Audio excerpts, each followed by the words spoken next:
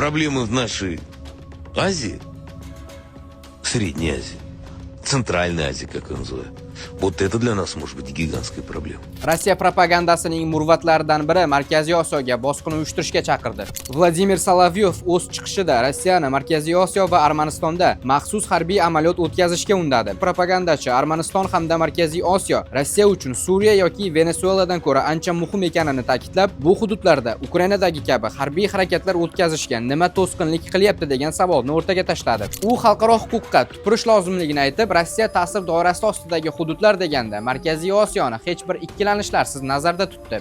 Ammo u mintaqani bizning Osiyo deb atadi. Shuningdek, propagandachi o'z chiqishida o'yin tugaganini aytib, Rossiya o'zining milliy doktrinasini shakllantirgan holda ta'sir maydoni qayerlargacha cho'zilishiga aniqlik kiritib olishi lozimligini qo'shimcha qildi. Игры кончились. Плевать на международные права, международный порядок, если нам для нашей национальной безопасности. Endi esa shu nuqtada bir narsani ta'kidlash o'rinli. 2024-yilda O'zbekistonning hududiy yaxlitligi, suvereniteti va xavfsizligiga zid bo'lgan ommaviy chiqishlar qilgan shaxslarning mamlakatga kirishini cheklash bo'yicha qonun loyihasi qabul qilingan.